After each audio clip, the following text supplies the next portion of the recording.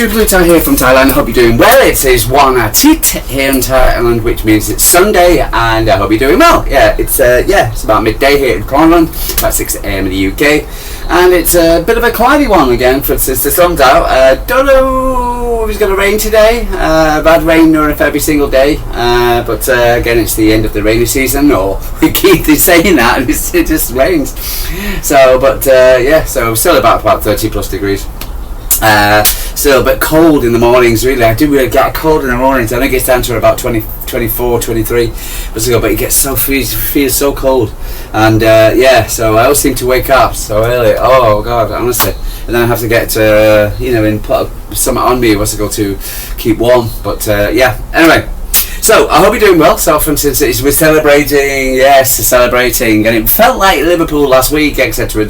Well, not as bad as but again in the WSL, and the fact that, for instance, we left it late to win, didn't play great again, but we won, and it's won 2-0 against Everton, and Erling Haaland again.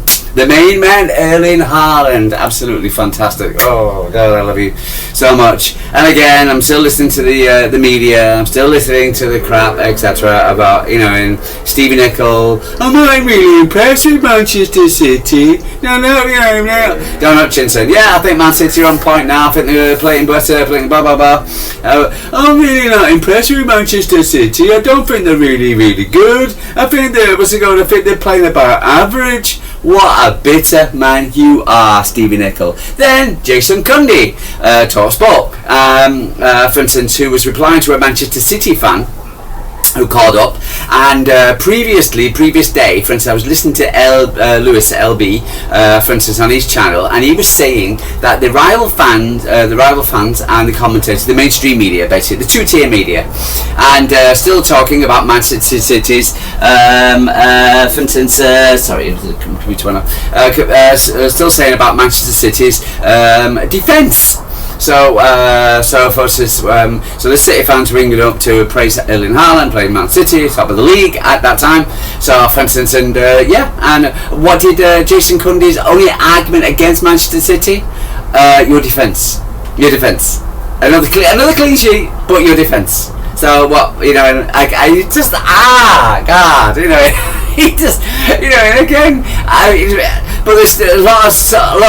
Some people are beginning to wake up to the fact that Man City are now back in the title race, if not, So, for instance, even though, again, back to ESPN, a guy, for instance, I kind of respect, for instance, the well-dressed man, I can't remember his, I think he's Spanish or Italian, South American, and, sorry, I forget your name, sir, and, for instance, and he did say, for instance, it will be between Liverpool and Arsenal. I think it's going to be a 3-horse race, and, and Arsenal scraped a lucky win against Fulham, for instance, and everybody calls Manchester City the Arsenal the Haaland Football Club, because everything comes through Haaland. Now, I'm sorry, I was watching the Fulham game against Arsenal, and everything was coming from the right hand side. Saka. It's all Saka or corners, set pieces.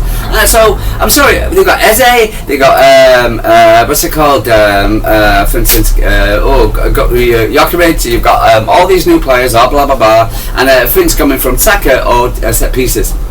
I'm sorry, and the guy, I think was the Bartonelli, the guy on the left-hand side, etc. I thought he was okay, but was good. But never really impressed me, Arsenal. And I thought Fulham was definitely in the game, and considering highlighting the score. So, for instance, again, set piece, but set piece Arsenal. Saka Arsenal, and if you lose Saka like they normally do, for instance, where they're going to go. So again, it is open, and with Liverpool being in transition, which I've been saying all season, no surprise. Anyway, also I've got to mention this. I'll go read about this. Talksport.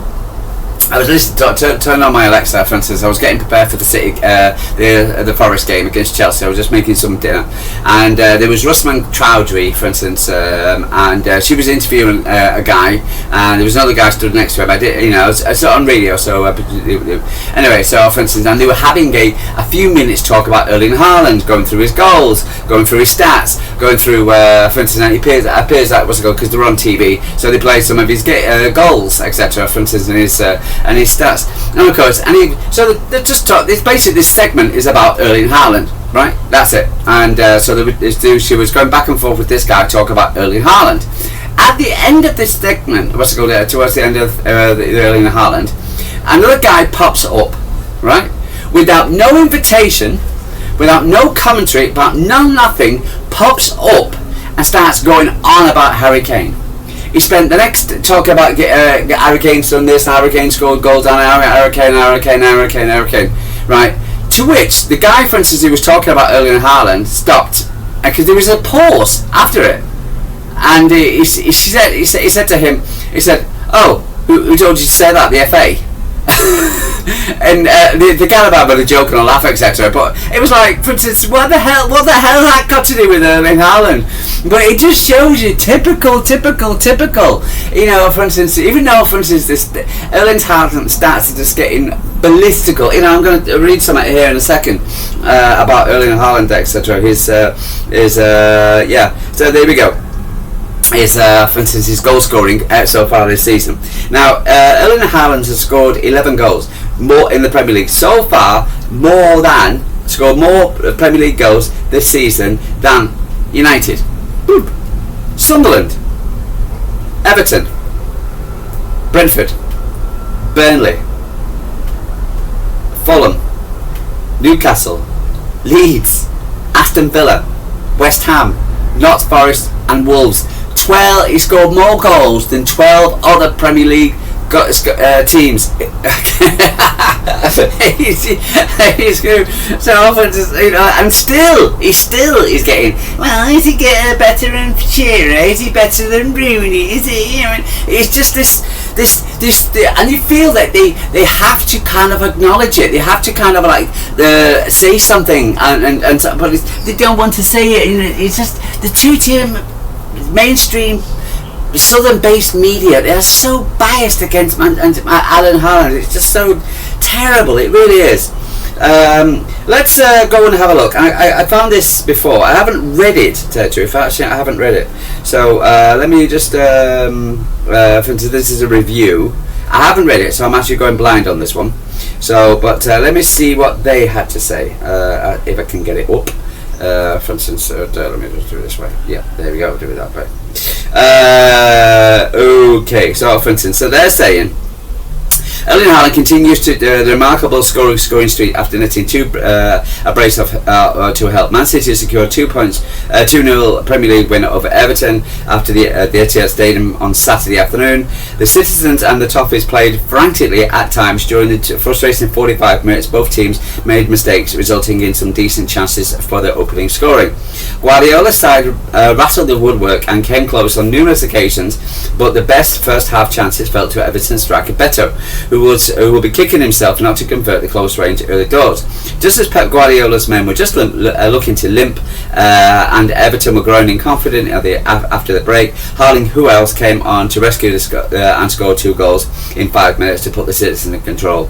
Everton had no response, and the victory for Man City seeing them leapfrog Arsenal to the summit of the Premier League on goal difference, but the Gunners merely need a draw at Fulham to go to the 5:30 kickoff to reclaim top spot. As for David Moyes' side, they have suffered a third away defeat in 4 Premier League matches. The team has slipped to 10th in the top flight, 4 points behind rivals Liverpool in 3rd. Okay. Right, okay, so now where would Manchester City without Erling Haaland? Okay, the Citizens have scored in the Premier League 17 goals so far this season, and Haaland has netted 11 of those, sitting 5 clear of the nearest challenger Bournemouth, Antonio Semenko, 6, and at the second of the charts. Haaland is the only player in the Premier League history to reach 10 plus goals in the team's first 8 matches of a season, and he remarkably achieved this on 3 occasions in his 4th season at the Etihad. Previously scored 10 goals after 7 matches in the 2024-25 campaign and 11 goals in the debut 24-22-23. 25-year-old has now scored in each of his 6 Premier League games, seems to be motivated as ever to fire Man City back to the summit of the English and European football, as he can stay if he can stay fit throughout his campaign. Who is to say that Pep Guardiola's men will not be there and thereabouts around the competition at all fronts. While Man City possessed one of the world's most prolific strikers, Everton have lacked one of those times, sometimes, with both Beto and Barry yet to show signs that they have to take the performance of and require to live under Moyes. Barry was poor against Palace before the international break and failed to make an impact of the bench this afternoon, while Beto's wasted a couple of chances. He was represented in the final third. Shut up! Between them, they have scored 2 goals in 10 games in the season. Beto 2, Barry 2, and that needs to change if Everton are to take the next step and consolidate their position on the top half of the table. Okay, all right. I've never read that before to now, but again, I've got to give credit to Everton. And I think, for instance, therefore Everton played very, very well. Yeah. See this guy here, for instance. I get it in the morning, and I get it in the afternoon. I get it 3 times a day. All right. I get it in the morning here, outside, and I get it here, and then I get it back here. What's it called? And he stands right outside and go-go-doodle-doo. Right, drives me mad. Okay. Anyway, so let's talk about the teams. Let's talk about the games in a little bit more detail.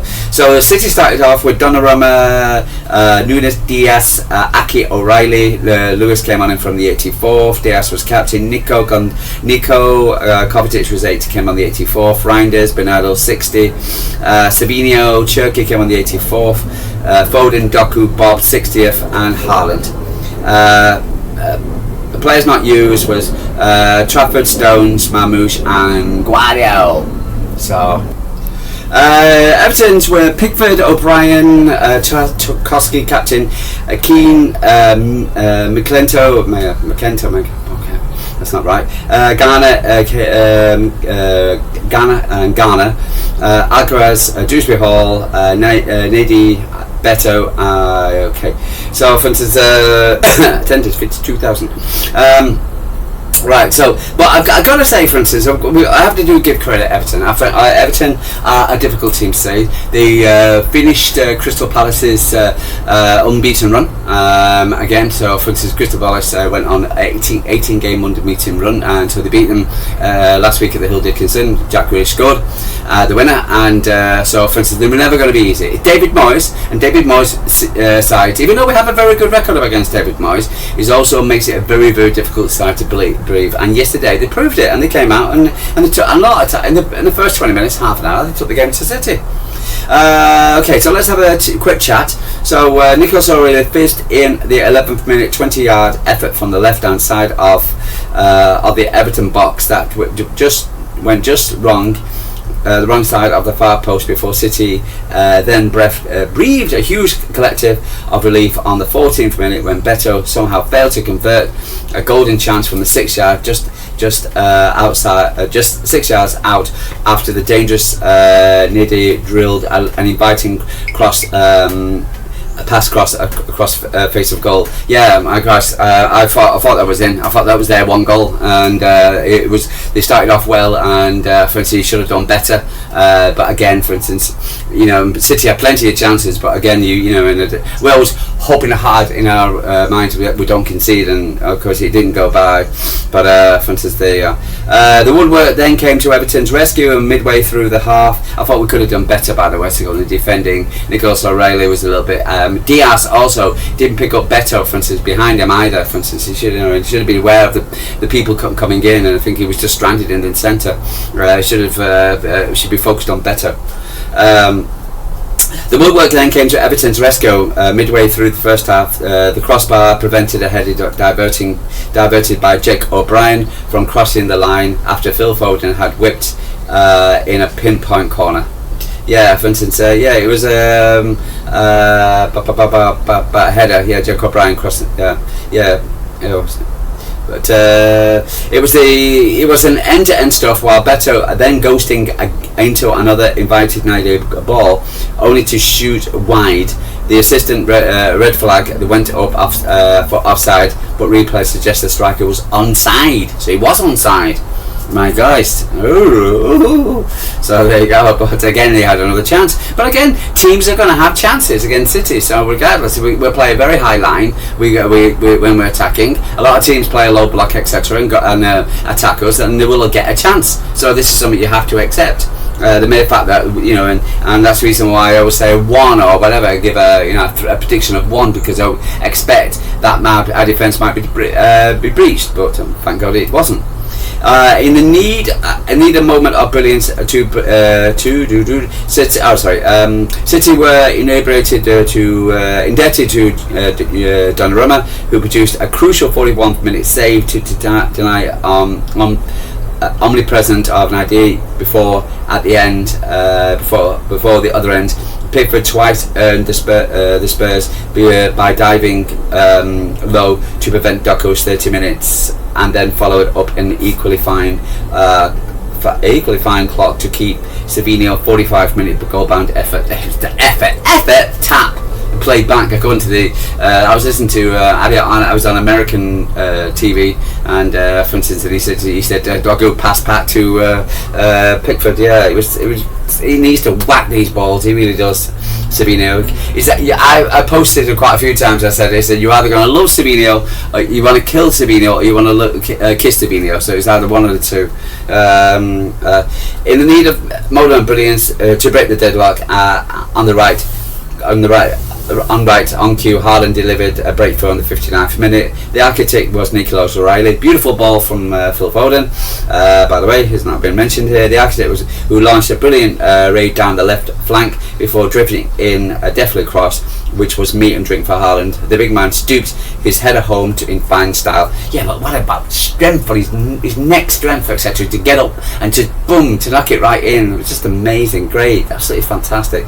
Within 5 minutes, Erlin was at it again with a double tally and City's lead. The striker applying a clinical first-time finish in a Savinho assist. Brilliant again. Savinho went on the left-hand side. As Bob came on, he went on with the right. It was the 21st goal of the season for the club and the country, and 14th for City. His Erling Haaland. He has several chances to go to make it a hat-trick. Yeah, should have done. But once he was contented with the brace. I don't think he was contented at all. I think he was quite upset.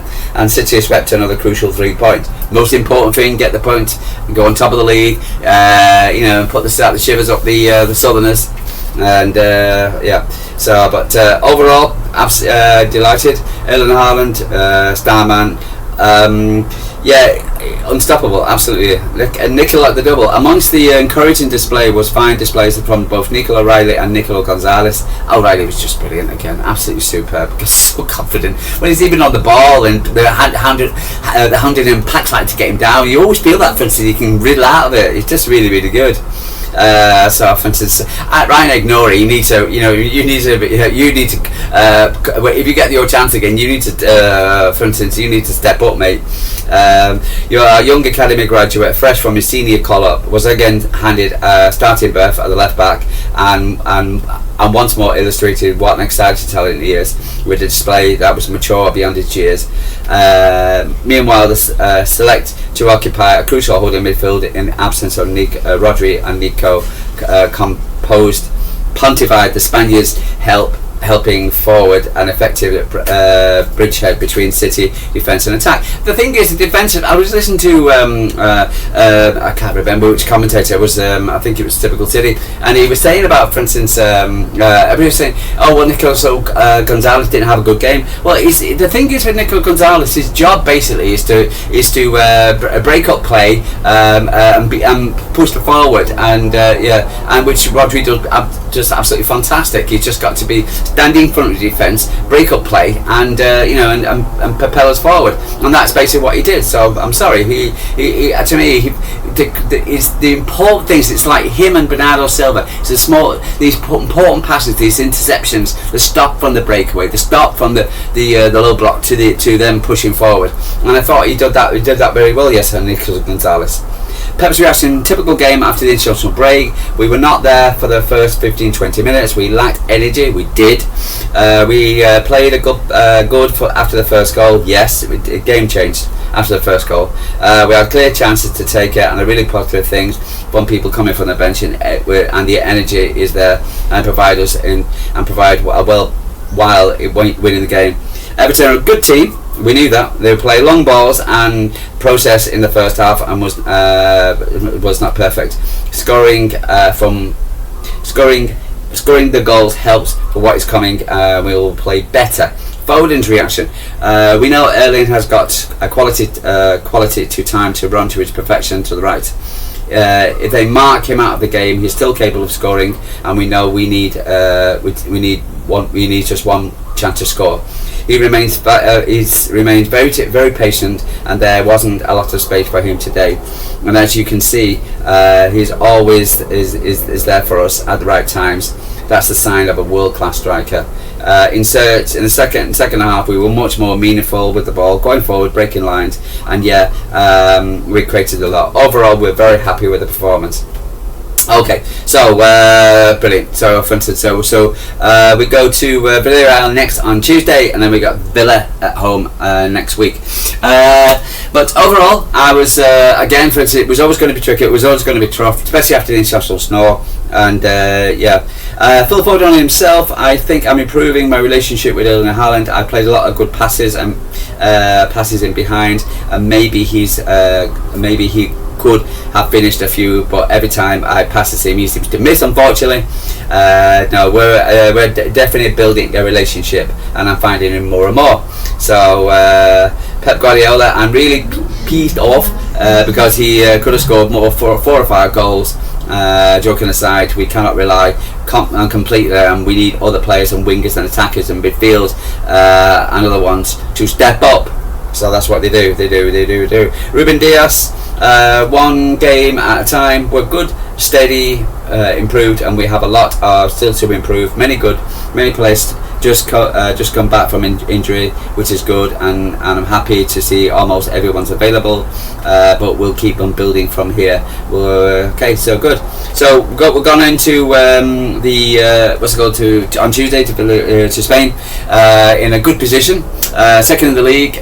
Arsenal got their lucky win, and so for instance, and we can't complain. Continuing after the first international break, and so now, and we've got Villa and Bournemouth, which is not going to be easy at all. But again, for instance, if we do need to score, get more goals from other players. The wingers definitely need to step up more, and but overall, for instance, I am delighted with for instance the 3 points today. We went on top of the league for a few hours. Delighted we didn't get any injuries. Delighted to see Kovacic and Cherky coming on, and for instance, and so for instance, and seeing Omar and Ainori on the bench, and just hoping for AK and Rodri to be part of the team, and then for instance we can really kick on. And again, for instance, regardless of what mainstream media say, I think we are an improving squad. We just we're like a train, one of these steam trains on the tracks, and when it starts off slowly, it goes and then we're going to be building up speed, and I think this is where we're going to be doing. So for instance, we're not playing, it's not Vintage City by far in any way whatsoever, but we're a good team, and I do believe, for instance, we've unbeaten in now 8 games, and for instance won 6, drew 2. What great form, absolutely fantastic form. I'm going to sit back and relax and watch the Recs, and against Liverpool, see what happens there. Still, a draw would be good, maybe. But I don't want either to win, really. But we'll see what happens. But I'm overall delighted. Going to watch the ladies as well. 2 o'clock today, English time. So, for instance, against Newcastle, go on, ladies. Let's see if we can knock Newcastle out of the League Cup. I'll be enjoying that. So, for instance, but at the end of the day, I am relieved, happy, and looking forward to a 2 a.m. start. Wednesday 2 a.m. start. Watching City against Villarreal. But other than that, Like, subscribe. I'll be back tomorrow with the player ratings. I do this every single day for about 20 minutes. I've gone over a little bit today. Sorry, I do apologise. Also, push the camera a little bit back. So, for instance, because I've seen my head go back. I've not seen the top of my head in the previous videos. So, I hope this has worked out. Anyway, so I'm going to love you and leave you. True Blue Tie from Thailand. Like and subscribe. Tell me what you're thinking. What's on your mind? Are you happy? Are you happy when you know it? Clap your hands. Guys, love you. True Blue Tie from Thailand. Sorry, cat.